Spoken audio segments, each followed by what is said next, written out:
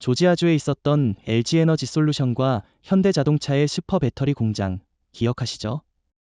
트럼프 대통령이 2024년 대선 유세 때 미국의 미래는 이곳에서 시작된다며 자랑했던 그 프로젝트 말입니다. 그런데 지금 그 부지는 무너진 철제 구조물, 풀숲, 낡은 컨테이너들로 가득 찼고 근처 상점은 폐업했으며 지역 주민들조차 여긴 끝났다고 말하고 있어요. 미국이 정말로 청정에너지 산업의 중심지로 떠오를 수 있었을까요? 그 질문에 대한 대답은 명확합니다. 아니요, 못 됩니다. 왜냐하면 미국은 동맹국을 진심으로 신뢰하지 않았고 무엇보다 자국 정치에 휘둘렸기 때문이죠. 결정적 계기는 뭡니까? LG의 배터리 핵심 기술자를 갑작스럽게 보안 위협이라는 말도 안 되는 이유로 체포한 사건이었습니다. 기업 입장에서 이건 적대 행위입니다. 협력 관계가 아니라 감시와 의심으로 운영되는 시스템이 과연 지속 가능할까요? 맞는 말씀입니다만 혹시 미국 입장에서 보면 자국 산업 보호를 위한 조치라고 볼 수도 있지 않겠습니까? 중국의 기술 도둑질 사례가 워낙 많다 보니 전방위적인 통제를 하려는 것 아닐까요? 그건 명백한 착각입니다. 한국은 중국이 아닙니다. 우리는 글로벌 규범을 존중하고 파트너십의 가치를 아는 국가입니다. 미국이 중국의 그림자를 한국에 투사한다는 건 결국 인종적 편견과 무지에서 비롯된 거죠. 이재명 대통령도 분명히 말했잖아요. 대한민국은 협력할 줄 아는 주권 국가이지 허락을 구해야 하는 하청 기지가 아니다. 이게 한국의 정체성입니다. 그런 점에서 LG와 현대가 50조 원 규모의 투자 철회를 발표한 건 단순한 경제 결정이 아니라 정치적 메시지라고 볼 수도 있겠네요. 정확히 보셨습니다. 이건 경고입니다. 더 이상 한국은 조용히 참기만 하지 않는다는 경고. 실제로 그 발표 이후에 미국 내 친환경 인프라 기업 주식이 하루 만에 18% 가까이 폭락했어요. 심지어 테슬라조차 공급망 위기 가능성을 내부 문서로 경고했다는 보도도 있었죠. 조지아주의 지역 실업률은 현재 11%를 넘겼고 트럭 기사, 보안 요원, 청소 인력까지 일자리를 잃었어요. 이건 단순한 공장 하나 폐쇄 수준이 아닙니다. 지역 전체가 붕괴되고 있는 겁니다. 그렇다면 이렇게 물어볼 수 있겠네요. 미국은 왜 이런 중대한 실수를 저질렀을까요? 기술적인 무지는 아닌 것 같은데요. 정치적 오만이죠. 트럼프 대통령은 여전히 미국 우선주의 라는 구호를 내세우며 동맹국과의 신뢰보다 자국민에게 보여줄 정치적 퍼포먼스를 우선시했습니다. 하지만 21세기 산업은 그렇게 단순하지 않아요. 글로벌 공급망은 신뢰, 존중, 예측 가능성 위에서 움직입니다. 그걸 배신하면 바로 이렇게 되는 거죠. 미국은 배터리 기술의 심장을 잃었고 한국은 새로운 중심으로 떠올랐습니다. 어쩌면 이건 기회일 수도 있겠네요. 한국이 배터리 산업의 진정한 중심으로 자리 잡는 계기 말입니다. 맞습니다. 베를린과 서울, 심지어 리야드에서도 한국의 배터리 기업들을 모셔가겠다고 줄을 서고 있어요. 미국은 놓쳤지만 세계는 한국의 기술력과 결단력을 목격했습니다. 이제 중요한 건 우리가 이 기회를 어떻게 지속 가능하게 만들고 자립형 생태계를 완성할 것인가 하는 겁니다. 제가 직접 조지아주를 방문했던 기자의 리포트를 봤습니다. 그가 찍은 영상에는 공장 입구에 출입금지 팻말이 걸려 있었고 안쪽은 거의 밀림 수준으로 풀이 우거져 있었습니다. 가장 충격적인 건 본관 로비 유리에 아직도 미국 청정에너지의 심장이라는 문구가 붙어 있었던 겁니다. 그런데 그 안에서 들리는 건 기계 소음이 아니라 바람 소리와 먼지를 휘감는 낙엽뿐이었죠. 미국이 말한 그린 뉴딜은 도대체 어디로 간 걸까요? 그 장면은 상징적입니다. 기술이 부족해서 무너진 게 아니에요. 미국은 자국의 이익만 추구하는 비합리적 보호주의 때문에 스스로 청정에너지의 미래를 무너뜨렸습니다. 그 결과가 뭐냐고요? 현대차가 조성했던 배터리 조립 라인 8개 중 7개가 그대로 폐기되었고 LG가 설치한 2기가와트급 테스트 셀라인은 완공도 되기 전에 철수 결정이 났습니다. 단지 장비만 날린 게 아니라 수십억 달러의 설비 자산과 수천 명의 일자리가 증발한 겁니다. 그런데 미국은 이런 현실을 어떻게 받아들이고 있을까요? 지역 언론에서는 거의 다루지 않더군요. 대신 중국이 배후에 있다는 식의 음모론만 늘어놓고 있던데요. 그게 문제입니다. 미국은 실책을 인정하지 않아요. 모든 잘못을 외부에서 찾죠. 그런데 지금 이 상황에서 중국이 뭘 했습니까? 아무것도요. 오히려 한국 기업이 자발적으로 투자해 미국을 에너지 전환의 선두주자로 만들려고 했는데 미국은 그 손을 뿌리쳤습니다. 게다가 이 와중에 일본은 미국 편에 서 있다며 현대차와 LG의 철수를 과민 반응이라 비난했죠. 일본이 과연 이런 상황을 어떻게 해석하는지 이해하기 어렵습니다. 사실상 일본은 자기 기술이 부족하니 한국이 빠지면 그 자리를 차지하겠다는 속셈 아닐까요? 가능성 있죠. 일본은 자국 배터리 산업이 수년째 침체 상태니까 기회로 볼 수 있겠죠. 그런데 문제는 LG나 현대 같은 글로벌 톱티어 회사들이 떠났는데 그 빈자리를 일본 기업이 메울 수 있느냐는 겁니다. 기술력도, 양산 능력도, 결정적으로 글로벌 신뢰도도 떨어지는 일본 기업이 그걸 감당할 수 있을까요? 전혀 없다고 봅니다. 예를 들어 파나소닉은 여전히 테슬라의 배터리를 공급하고 있지만 미국 시장 내에서 단독 생산 기지는 하나도 없습니다. 일본은 중국처럼 자국 내 시장에서만 움직이거나 외주 생산에 의존하는 모델이죠. 반면 한국은 자체 기술 글로벌 생산 전략적 확장 세 박자를 갖춘 유일한 국가입니다. 미국이 그걸 몰랐을 리 없는데도 왜 이런 결정을 했는지 이해할 수 없습니다. 결국 조지아의 그 공장은 지금도 정부 관리 리스트에 활성 프로젝트로 분류되어 있다면서요. 실체는 텅 비어 있는데 말이죠. 이건 국민을 기만하는 거 아닙니까? 맞습니다. 더 심각한 건 정부 예산이 여전히 이 프로젝트에 할당되고 있다는 점입니다. 2025년 회계연도 기준으로만도 4억 5천만 달러가 지속적 관리비 명목으로 배정됐어요. 전기는 안 들어오고 인력은 없고 자재는 반출된 상태에서 도대체 무슨 관리를 한다는 겁니까? 이건 구조적인 사기이자 미국 청정에너지 정책의 허상을 보여주는 대표적인 사례입니다. 게다가 조지아주 청정에너지위원회는 이 공장이 재가동 준비 중이라는 말도 안 되는 성명을 발표했죠. 내부 관계자들은 설비 70%가 이미 철거됐고 토지 사용권도 반납됐다고 폭로했는데 말입니다. 참으로 아이러니하네요. 미국이 친환경 미래를 약속하던 그 땅 위에 지금은 잡초와 부패와 허위만 남아있다는 사실이요. 그만큼 신뢰는 하루아침에 무너질 수 있다는 경고이기도 하겠죠. 그리고 동시에 우리가 어떤 자세로 글로벌 시장을 바라봐야 하는지 다시 생각하게 만듭니다. LG에너지솔루션의 이모 부사장이 조지아주 애틀랜타 공항에서 연방보안요원에 의해 체포됐다는 뉴스 처음 접했을 때 솔직히 믿기 힘들었습니다. 공항 CCTV 영상에는 평범한 비즈니스 정장을 입은 고위 임원이 가족과 함께 출국 수속 중이었는데 갑자기 요원들이 들이닥쳐 수갑을 채우고 끌고 나가는 모습이 담겨 있었죠. 미국은 어떤 메시지를 주고 싶었던 걸까요? 그리고 이 장면은 LG와 현대차의 결정에 어떤 영향을 줬다고 보십니까? 그 체포는 상징이 아니라 일종의 정치적 선전포고였습니다. 단지 기술 유출 의혹이 있었다면 민간 채널을 통해 수사 협조 요청을 하는 게 상식이죠. 그런데 공항 공개 체포? 그것도 가족 앞에서? 이건 의도적인 망신 주기고 동시에 동맹국에 대한 일종의 협박이었습니다. 그 후 LG와 현대차가 즉시 워싱턴과 백악관을 상대로 강력한 외교적 항해 서한을 보냈다는 건 알려진 사실이고요. 그런데 미국은 사과는커녕 법적 절차에 따른 것이라며 오히려 정당화했어요. 이건 말 그대로 신뢰 붕괴의 순간이었죠. 그때부터 모든 게 무너졌다고 해도 과언이 아니죠. LG는 전체 프로젝트를 중단하고 이미 설치된 장비 전량을 회수하기 시작했어요. 현대차도 공장 확장 계획을 즉시 취소했고 인력 충원 공고가 전면 삭제됐습니다. 당시 내부 관계자들이 증언하길 경영진은 단 하루 만에 철수 결정을 내렸다고 하더군요.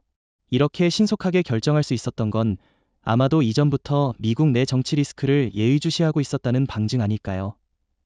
정확합니다. 이미 2025년 상반기부터 미국 내 외국인 기업에 대한 세무조사 강화, 기술보안법 확대, 비자 발급 지원 같은 비우호적 조치들이 누적되고 있었어요. 특히 트럼프 대통령이 재집권 후 서명한 산업안보우선법은 명백히 한국을 포함한 우방국까지 포괄하는 광의의 통제수단이었죠. 이재명 대통령은 이에 대해 명분 없는 규제와 신뢰 없는 동맹은 지속 가능하지 않다고 강하게 비판했고, 바로 그 직후 LG와 현대의 철수 선언이 이어졌다는 건 우연이 아닙니다.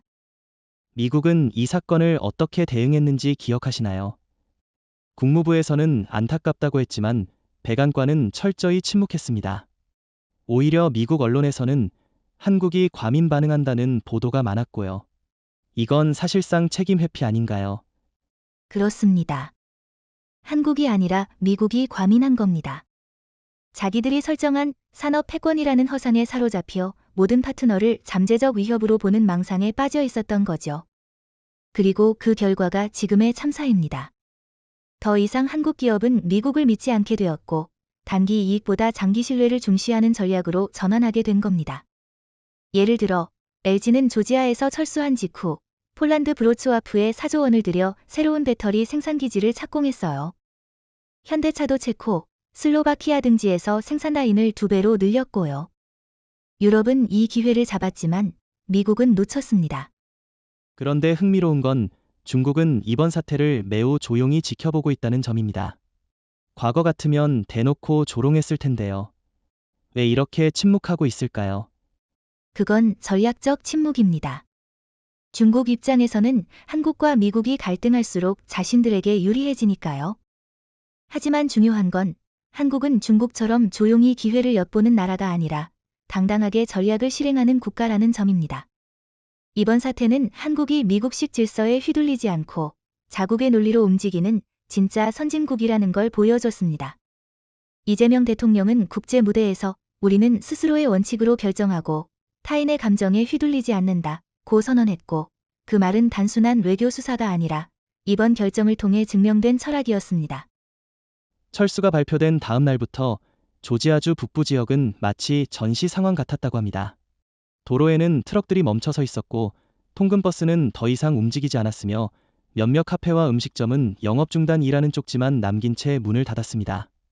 그런데도 전국 언론은 조용했어요. 실업자 5만 명이 발생했는데 이 정도 사태를 기술적 조정 정도로 묘사하다니 이게 말이 됩니까? 말이 안 되죠. 이건 조용한 학살입니다. 총이나 폭탄 없이도 지역 경제 전체가 파괴될 수 있다는 걸 보여준 사례입니다.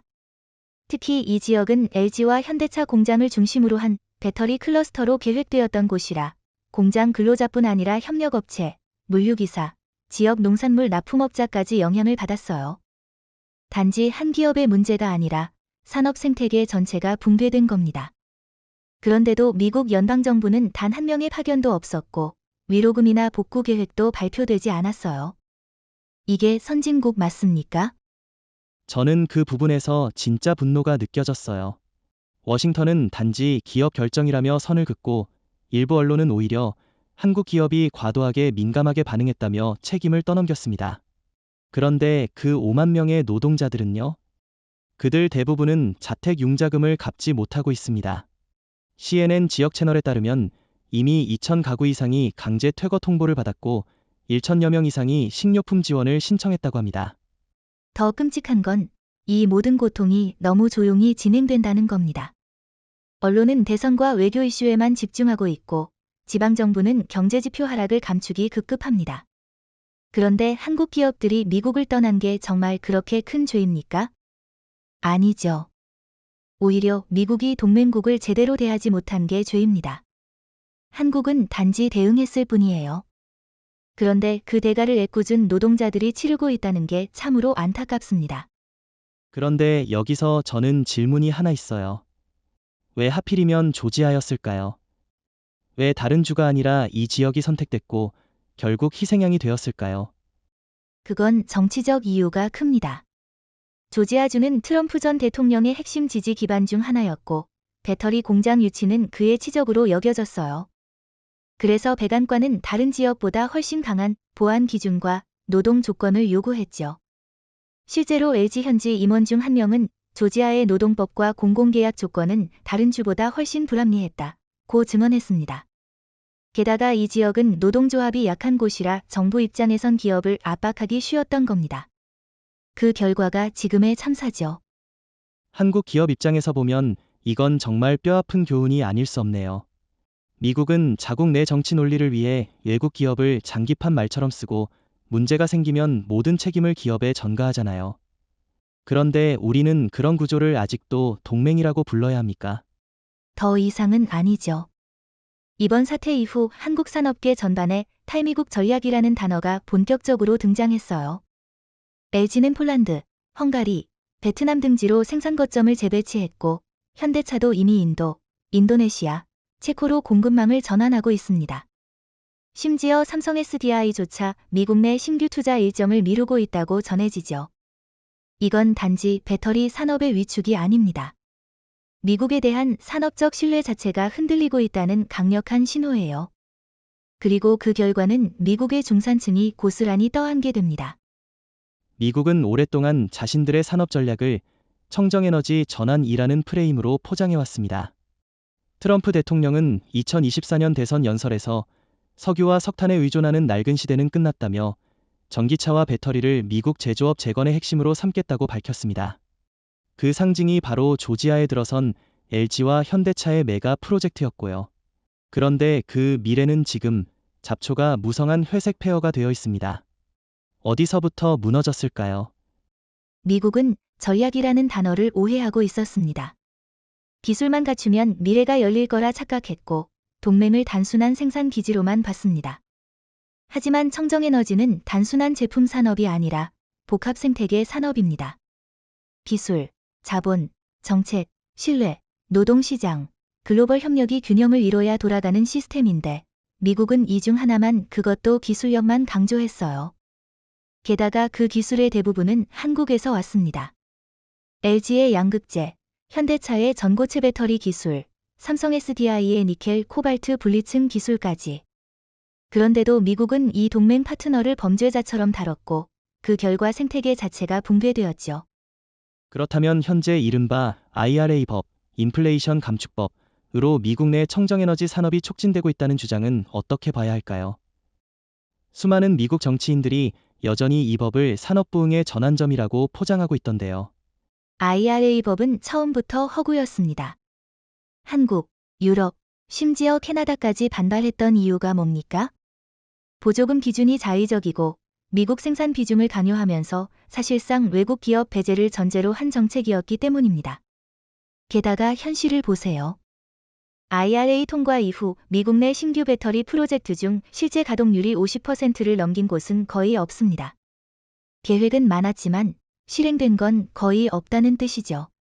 반면 한국 기업들은 이미 유럽 전역에서 생산과 수출을 동시에 해내고 있습니다. 정책과 실적의 간극이 극명하게 드러나는 거죠. 결국 미국의 청정에너지 전략은 기술과 법률만 앞세우고 산업 생태계를 운영하는 감각이나 신뢰는 완전히 결여된 상태였다는 말씀이군요. 사실 트럼프 대통령은 청정에너지의 상징처럼 조지아 프로젝트를 내세웠는데 그게 지금은 미국 산업 전략 실패의 상징이 되어버렸네요. 정확히 지적하셨습니다. LG와 현대차의 철수는 단순한 투자 철회가 아닙니다. 이는 미국 산업 전략이 동맹 없는 전략으로는 유지될 수 없다는 사실을 증명한 역사적 사건입니다. 한국은 단지 조력자가 아니라 기술 생태계의 공동 주체였습니다. 그런데 미국은 그것을 외면했고 심지어 짓밟았죠. 이재명 대통령이 한국은 더 이상 들러리가 아니다 라고 강조한 배경이 여기에 있습니다. 실제로 지금 미국은 배터리 핵심 소재 공급망 확보에도 차질을 겪고 있습니다. 한국의 포스코, 에코프로, LNF 등이 공급망을 유럽과 중동 쪽으로 이동시키고 있기 때문이죠. 공급망이란 건 신뢰를 바탕으로 흐르는 겁니다. 그리고 더 놀라운 건 이 현장이 고스란히 잿빛 묘지로 남아 미국인들의 눈앞에 펼쳐져 있다는 사실입니다. 지역 아이들은 폐허가 된 공장을 지나 등교하고 주차장에선 아직도 LG마크가 붙은 간판이 떨어지지 않은 채 바람에 흔들리고 있죠. 이건 실패의 풍경일 뿐만 아니라 미국 산업의 자화상 아닐까요? 정확히 말하자면 이건 미국이 동맹을 잃고 있는 시각적 증거입니다. 과거엔 실수로 동맹을 잃었지만 지금은 의도적으로 배척하고 있다는 게 더 무섭죠. 조지아의 잡초는 그냥 풀이 아닙니다. 그건 동맹 경시라는 정치적 교만이 만든 결과이고 미국 우선주의의 종말을 상징하는 그림자입니다. LG에너지솔루션과 현대자동차의 미국 철수 이후 가장 먼저 움직인 도시가 어디인지 기억하십니까? 바로 베를린이었습니다. 독일 정부는 사흘 만에 외교사절단을 서울에 파견했고 에너지부 장관은 직접 이재명 대통령과 만나 장기 전략 파트너십을 제안했죠. 동시에 유럽연합은 한국 배터리 기업에 대해 20년간 수출 관세 면제 및 환경 규제 유예를 선언했습니다. 미국이 동맹을 밀어낸 사이 독일은 한국을 품었습니다. 그렇습니다.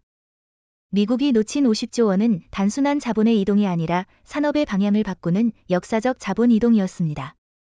LG는 폴란드 브로츠와프 공장 증설에 10조 원, 헝가리 미슈콜츠의 양극재 생산 라인 신설에 8조 원을 집행했고, 베를린 인근에는 전고체 배터리 기술을 적용한 첨단 조립 기지를 세우기로 확정했습니다. 현대차도 마찬가지입니다. 체코와 독일을 연결하는 EU 내륙 EV 벨트를 구축하며 미국 대신 유럽을 전략 중심축으로 재설정했습니다. 그 중심에 서울과 베를린이 나란히 자리 잡은 셈이죠. 미국은 여전히 자국 내 투자 철수를 일시적 조정으로 표현하고 있지만 한국 기업들이 내놓은 수치와 일정은 명확합니다. LG의 북미 내 신규 프로젝트는 전면 보류되었고 기존 시설조차 장기 가동 중단이라는 문구로 바뀌었습니다. 현대차도 미국 내 전기차 생산 라인을 유럽과 아시아로 분산한다고 공시했어요. 이건 단순한 포지션 조정이 아니라 전략 철수입니다. 그리고 그 전략의 승자는 유럽과 한국입니다. 여기서 한 가지 더 주목할 점이 있습니다. 서울은 단순히 본사 역할만 하지 않습니다. 이제는 R&D, 수출, 금융, 교육까지 모든 기능을 흡수하는 완전한 산업 수도로 진화하고 있습니다. 삼성 SDI는 서울에 차세대 배터리 연구소를 설립했고, LG화학은 인천 송도의 원재료부터 재활용까지 통합하는 순환형 배터리 콤플렉스를 추진 중입니다. 한국은 단순한 생산기지가 아니라 글로벌 표준을 만드는 산업 두뇌입니다. 독일이 이 흐름을 읽고 서울과 연결된 건 결코 우연이 아닙니다. 게다가 독일은 미국과 달리 기술 이전이나 지식재산권 통제를 시도하지 않습니다. 오히려 기술 주권을 존중하면서 파트너십 중심의 공동 성장을 유도하죠. 한국 기업들에게는 이게 얼마나 중요한 차이인지 잘 아실 겁니다. 조지아에서 겪었던 불신의 정치와는 차원이 다르죠. 그래서 지금 베를린과 서울은 단순히 이해관계자가 아니라 같은 방향을 보는 공동 설계자가 되어가고 있는 겁니다. 바로 그 지점에서 미국은 완전히 뒤처지고 있습니다. 기술이 있어도 돈이 있어도 파트너를 존중하지 않으면 아무것도 얻을 수 없습니다. 지금 전 세계 배터리 공급망은 신뢰의 동맹을 중심으로 재편되고 있고 서울과 베를린은 그 중심에 있습니다.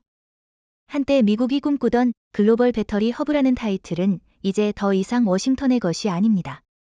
이재명 대통령이 배터리는 산업의 석유이며 한국은 그 정제소다라고 표현했죠. 아주 정확한 비유라고 생각합니다. 에너지가 바뀌고 세계가 바뀌는 이 순간에 한국이 중심으로 떠오르는 건 단지 기술력 때문이 아닙니다. 외교력, 신뢰도, 그리고 위기를 기회로 바꾸는 결단력까지 모두 포함된 결과입니다.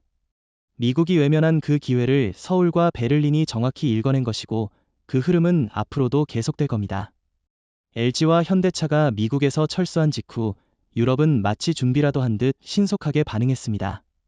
독일, 프랑스, 폴란드, 체코, 헝가리까지 각국은 투자 유치 로드쇼를 열고 법인세 감면, 노동 유연화, 환경 규제 완화 등 파격적인 조건을 내걸었죠. 특히 독일의 경우 연방정부가 배터리 기지 건설에 최대 40%까지 보조금을 지급하기로 하면서 사실상 한국 자본 유치 경쟁이 벌어진 겁니다. 그런데 미국은 어땠습니까? 그 흔한 기자회견 하나 없이 조용했어요. 오히려 국무부는 우리는 기업의 결정을 존중한다며 발을 뺐죠. 이건 단순한 침묵이 아니라 전략적 방기입니다. 맞습니다. 미국은 한때 세계 산업 투자 흐름의 중심이었습니다. 하지만 지금은 자국 정치에 갇혀 글로벌 공급망을 놓치고 있어요. 특히 트럼프 대통령은 보호무역과 내부 고용만을 외치며 아메리카 퍼스트만 강조하고 있는데 이 구호가 지금 어떤 결과를 초래했습니까? 글로벌 기업들이 미국 리스크를 심각하게 받아들이기 시작했고 그 결과 투자금은 유럽과 동아시아로 옮겨갔습니다. 유럽은 미국의 실수를 기회로 전환시켰고 한국과의 연대 속에서 새로운 산업 허브를 구축하고 있습니다. 실제로 수치로 보면 이 변화는 더 명확하게 드러납니다. 2025년 2분기 기준 유럽연합은 전기차 및 배터리 분야 외국인 직접 투자 FDI 유치 규모에서 사상 처음으로 미국을 추월했습니다. 독일과 프랑스 두 나라만 합쳐도 약 720억 달러에 이르는 투자를 끌어들였고 그중 절반 이상이 한국계 자본이었습니다. 반면 미국은 동기간 320억 달러 수준으로 2022년 대비 40%나 감소한 수치를 기록했습니다. 이건 일시적 현상이 아니라 구조적 전환입니다. 투자자들은 이제 더 이상 미국을 안전자산으로 보지 않습니다. 여기서 중요한 건 단순히 돈이 어디로 흘러가느냐의 문제가 아닙니다. 이건 신뢰의 방향성이 바뀌고 있다는 뜻입니다. 과거엔 미국이 기술과 자본, 제도를 갖춘 세계 공장이자 세계 설계실이었습니다. 하지만 이제는 그 역할이 분산되고 있어요. 한국은 기술과 신뢰, 유연한 협상력을 무기로 떠오르고 있고 유럽은 제도적 안정성과 규범 기반 정책으로 신뢰를 구축하고 있습니다. 이 둘이 만난 결과가 바로 이번 대전환입니다. 흥미로운 건 중국과 일본은 이 흐름에서 의외로 조용하다는 점입니다. 중국은 내부 부동산 위기와 지방정부 부채로 인해 해외 투자 여력이 급감했고 일본은 여전히 미국 눈치를 보며 결정을 미루고 있어요. 반면 한국은 정반대입니다. 결정은 빠르고 전략은 명확하며 감정에 휘둘리지 않고 실리를 추구하죠. 이재명 대통령이 강조하는 전략 자주성이란 이런 겁니다. 미중 일이 흔들리는 사이 한국은 중심을 잡고 있고 유럽은 그 안정성을 가장 먼저 인식한 겁니다. 2025년 상반기만 놓고 봐도 전 세계 주요 국가들이 경쟁적으로 공급망 외교를 강화하는 흐름이 뚜렷했습니다. 리튬, 니켈, 코발트, 히토류 같은 핵심 광물 확보가 국가 안보의 문제로 떠오르면서 그걸 기반으로 하는 2차 전지 공급망이 사실상 외교와 안보의 중심축이 된 거죠. 그런데 이런 국제 환경 속에서 배제된 국가는 미국이었고 선택받은 국가는 대한민국이었습니다. 이건 기술력만으로 설명이 안 되는 현상입니다. 전략, 신뢰, 그리고 협상의 격이 완전히 달랐기 때문이죠. 정확한 분석입니다. 특히 중남미와 아프리카, 동남아에서 벌어진 자원 외교에서 한국이 보여준 접근 방식은 미국과는 완전히 달랐어요. 미국은 여전히 원자재를 통제 대상 혹은 안보 리스크로 규정하고 일방적인 조건을 내세우는 데 반해 한국은 상호 이익과 기술 이전, 현지 일자리 창출까지 고려한 맞춤형 파트너십 전략을 펼쳤죠. 실제로 아르헨티나, 인도네시아, 남아공과 체결한 광물 협정은 단순한 구매 계약이 아니라 공동 투자와 장기적 운영권을 공유하는 형태였습니다. 현지 정부가 한국을 신뢰하는 데는 이유가 있는 거죠. 그렇다면 반대로 미국은 왜 이렇게 외면받게 되었을까요?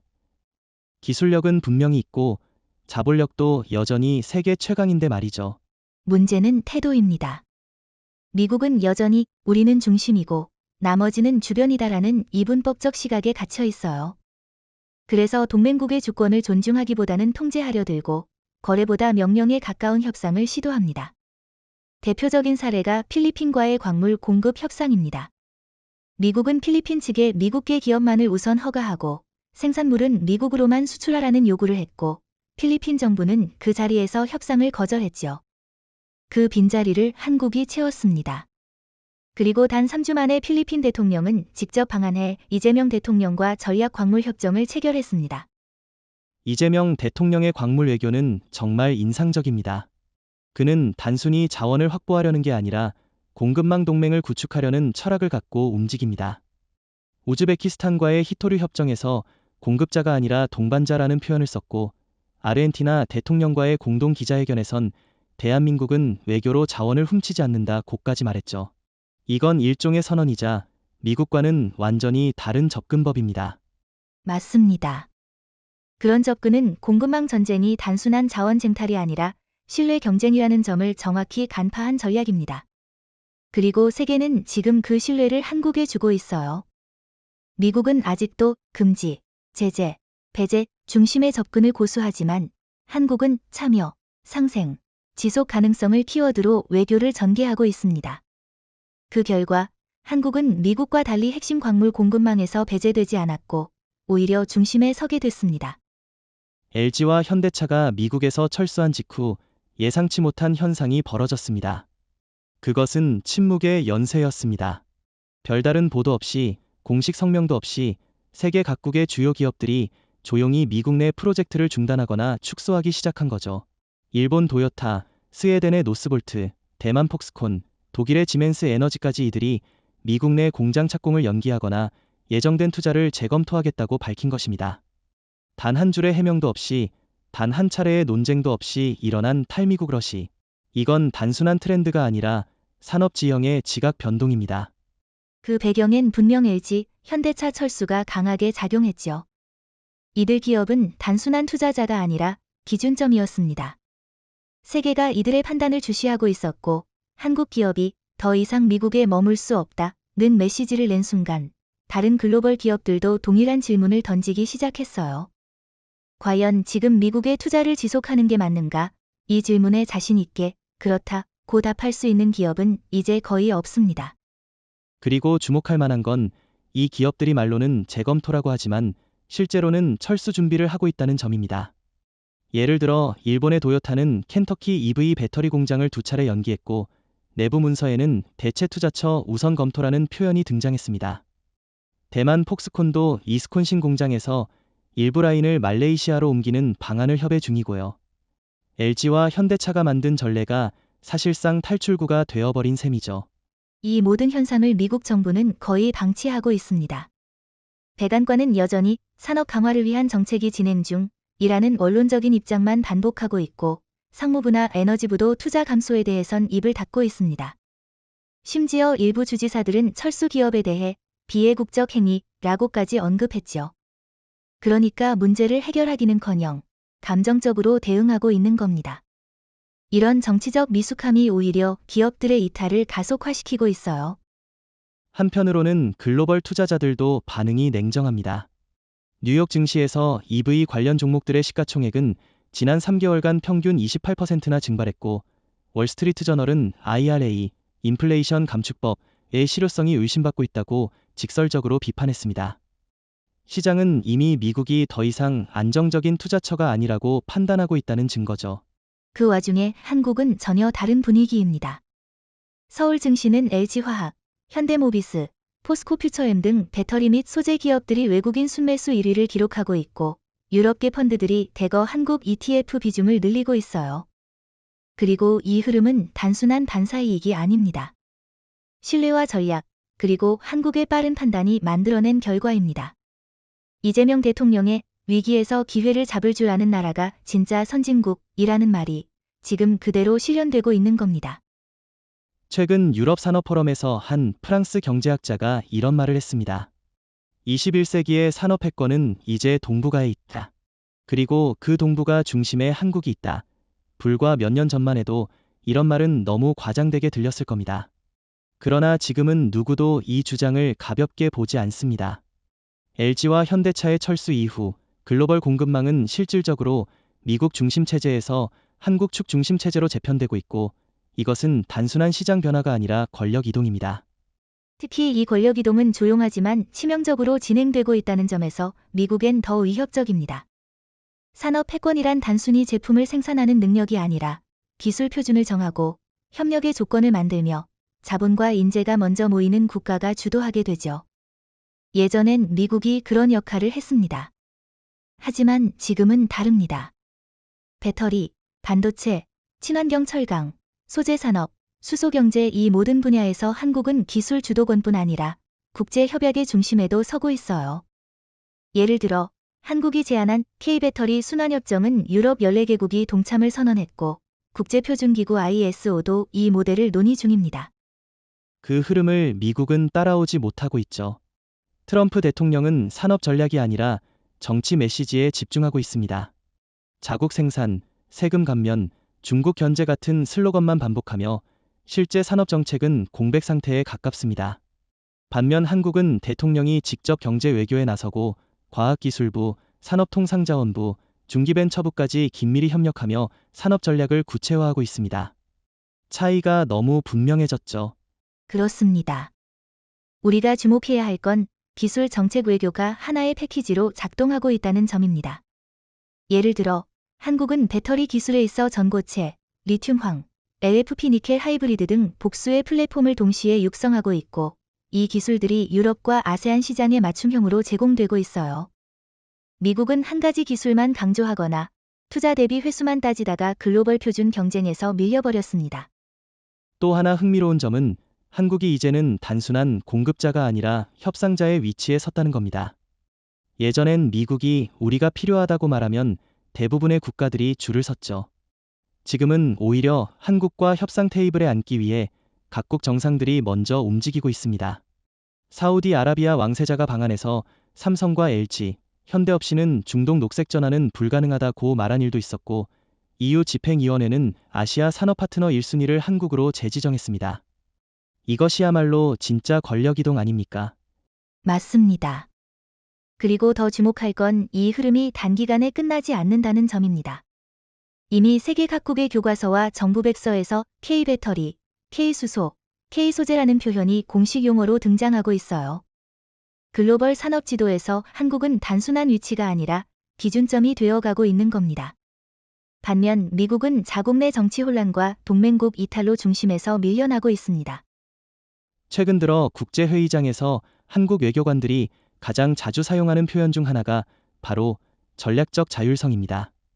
이전까지는 한미동맹이라는 틀 안에서 거의 모든 대외 정책이 조율되었다면, 이제는 한국 스스로가 우리의 이익을 중심에 두겠다는 입장을 노골적으로 드러내기 시작한 거죠. 상징적인 장면이 바로 아부다비 안보 포럼에서 이재명 대통령이 한국은 미국의 하위 파트너가 아니라 대등한 세계 전략국가라고 선언한 순간입니다. 그 순간 이후 외신 헤드라인은 바뀌었습니다. 미국의 동맹 한국이 아니라 독자 노선의 한국이란 표현이 나오기 시작했죠. 그 흐름에는 분명한 맥락이 있습니다.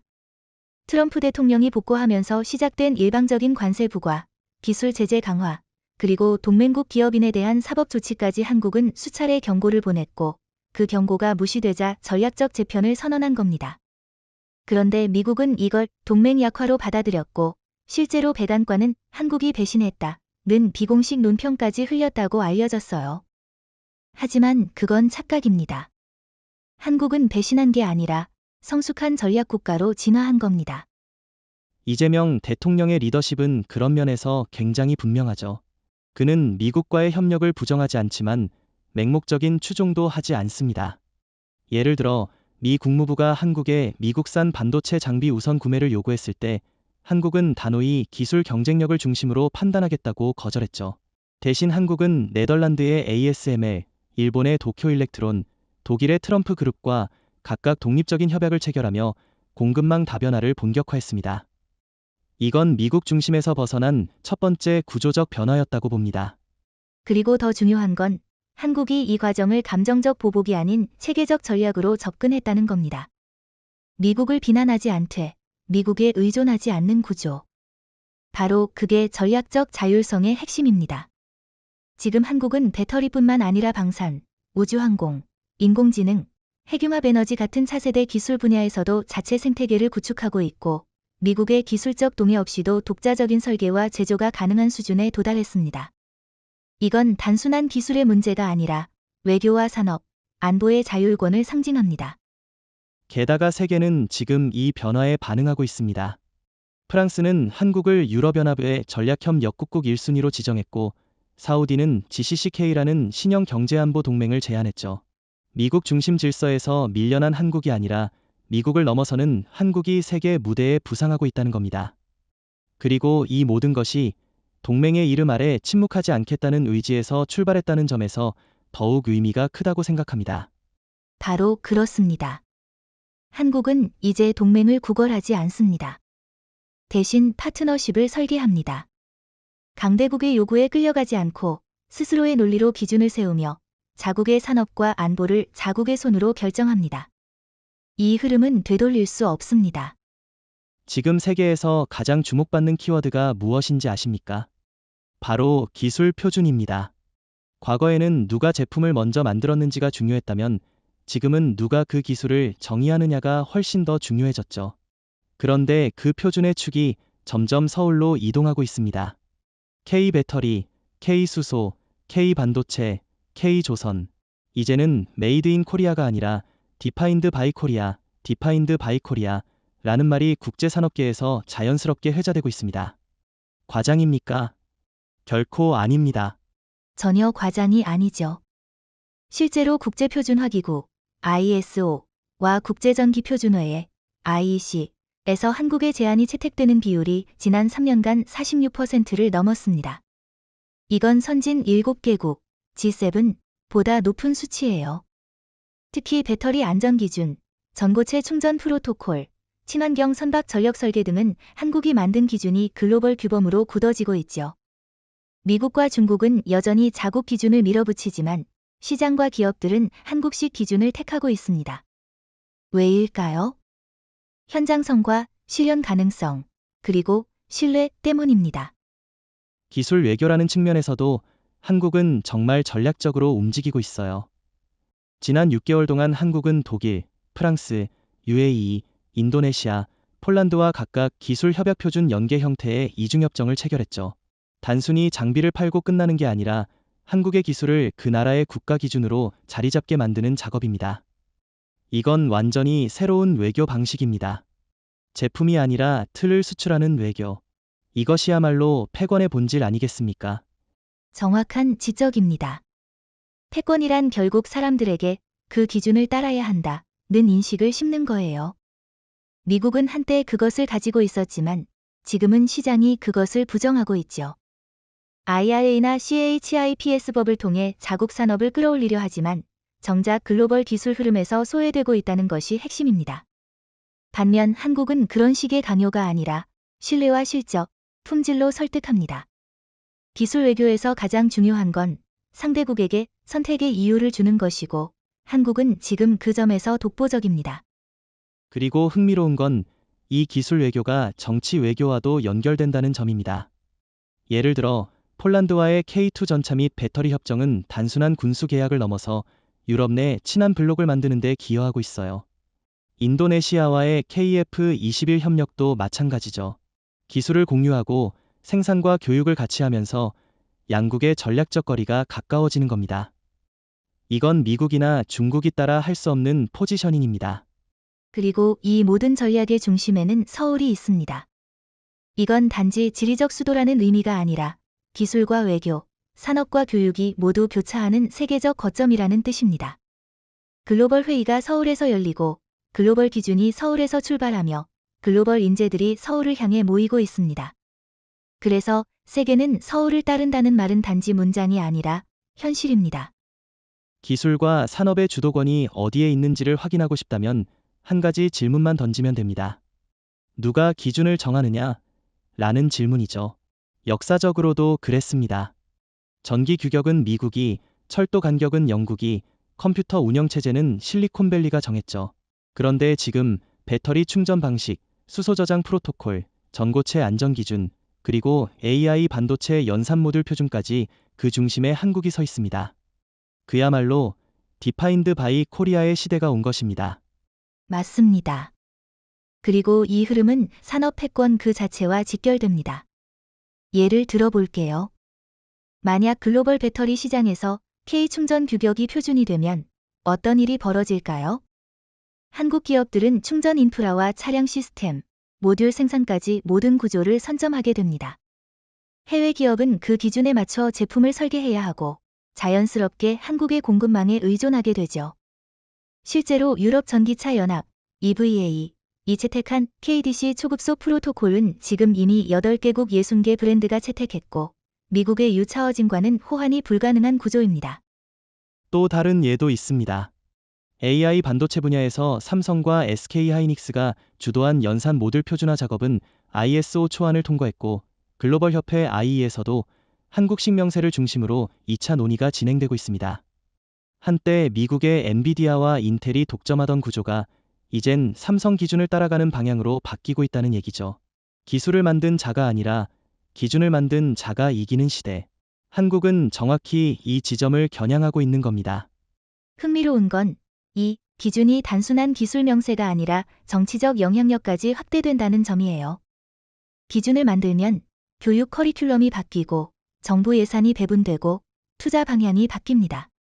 한국이 K배터리 순환 시스템을 발표하자마자 유럽 7개국 교육부가 고등학교 기술 과목에 KESS 구조를 반영하기로 했고, 중동의 세계 국가 에너지부는 한국 기업들과의 독점 계약을 추진 중입니다.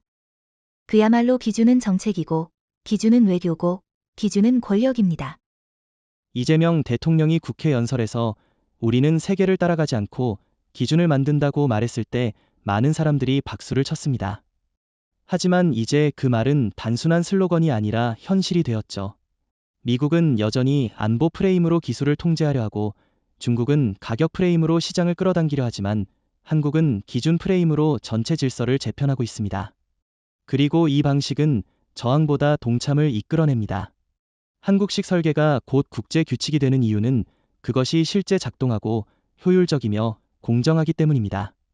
정확히 말하면 한국은 지금 기술을 넘어 질서를 설계하고 있는 겁니다. 이게 바로 디파인드 바이 커리어가 갖는 의미입니다. 더 이상 한국은 제조국도 아니고 단순한 기술 수출국도 아닙니다.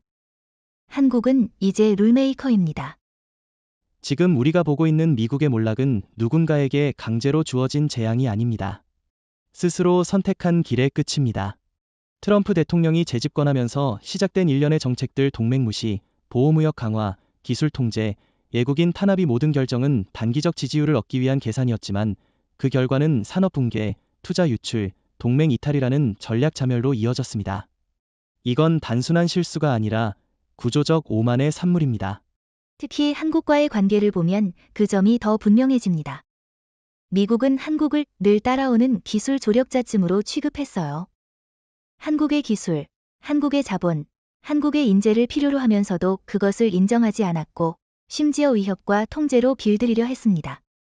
LG와 현대차, 삼성과 SK, 포스코와 한화 이런 기업들이 미국 산업을 뒷받침해왔다는 사실을 외면한 결과가 무엇입니까? 철수입니다. 그리고 철수가 시작되자 도미노처럼 모든 게 무너졌어요. 공급망, 투자, 인력, 심지어 동맹 신뢰까지. 반면 한국은 선택을 달리했습니다. 눈치 보지 않고 원칙을 따르겠다. 이재명 대통령은 미국과의 갈등을 회피하지 않았고 명확한 메시지를 줬습니다. 우리는 자주적 경제국가다. 우리의 기준, 우리의 전략, 우리의 속도로 간다. 이 말이 처음 나왔을 때 미국 일부 언론은 동맹 균열이라고 해석했지만 지금 보면 그것은 오히려 새로운 세계의 서막이었습니다. 한국은 더 이상 미국의 변수를 고려하지 않고 독자적으로 세계와 계약하고 세계와 연결하고 세계를 움직이고 있습니다. 지금 세계의 중심축은 서울을 향해 돌고 있어요. 미국은 과거의 자산을 계속 되풀이하지만 한국은 미래를 설계합니다.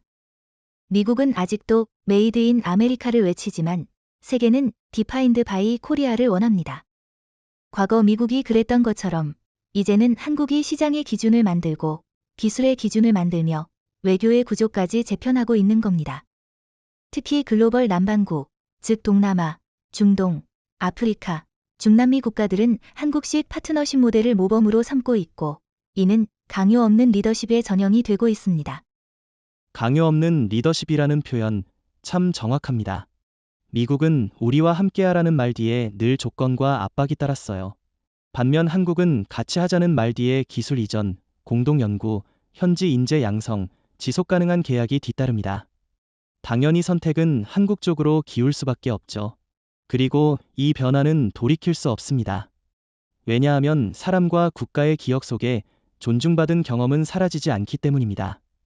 한국은 바로 그 기억을 남기고 있는 겁니다. 이제는 더 이상 외국이 정한 기준을 따를 필요가 없습니다. 한국은 과거처럼 선진국이 만든 규칙을 해석하고 거기에 적응하는 나라가 아니라 새로운 규칙을 설계하고 그것을 통해 세계를 움직이는 나라로 자리 잡았습니다. 산업에서, 외교에서, 그리고 무엇보다도 가치에서 말이죠. 메이드 인 코리아가 아니라 기준은 코리아다라는 말이 세계 무대에서 더 이상 과장된 표현이 아니게 된 겁니다. 산업적으로 봤을 때 지금 세계는 한국의 움직임에 따라 공급망을 재설계하고 있습니다. 유럽의 전기차 기업들은 K배터리 규격에 맞춰 공장 설계를 바꾸고 있고 중동 국가는 K수소 인프라를 표준 모델로 채택하고 있으며 동남아와 중남미는 K스마트 팩토리 방식을 자국 산업화 전략에 포함시키고 있습니다. 과거엔 미국이나 독일, 일본의 모델을 참조하던 나라들이 지금은 한국을 기준 삼아 산업 전략을 세우고 있는 거죠. 그리고 외교적 측면에서도 이 흐름은 더 뚜렷하게 나타나고 있습니다. 이제는 강대국 사이의 줄타기라는 말보다 한국과의 협력 우선이라는 말이 더 자주 들립니다. 아세안 회의에서 한국이 주재국이 아닌데도 불구하고 의제 조율에 가장 많은 영향을 끼쳤다는 분석이 있었고, 중동 에너지 포럼에서는 한국의 기술 제안이 의제 문서의 절반 이상을 차지했다는 사실이 보도되었죠. 이런 외교적 입지는 단순한 경제력이나 군사력이 아니라 기준의 힘에서 나오는 것입니다. 그렇다면 우리가 지켜야 할 마지막 기준은 무엇일까요? 바로 가치입니다. 한국은 단지 기술이 뛰어나서 인정받는 것이 아닙니다. 투명한 계약, 존중 기반의 협력, 지속 가능한 성장, 그리고 파트너의 자유를 존중하는 태도, 이런 것들이 한국을 신뢰받는 국가로 만든 겁니다. 세계는 누가 더 싸게, 누가 더 빠르게가 아니라 누가 더 공정하게라는 질문을 던지기 시작했고, 그 질문 앞에서 한국은 명확한 답을 내놓고 있는 셈입니다. 이재명 대통령이 자주 인용하는 말이 있죠. 기술은 배울 수 있지만 신뢰는 쌓아야 한다.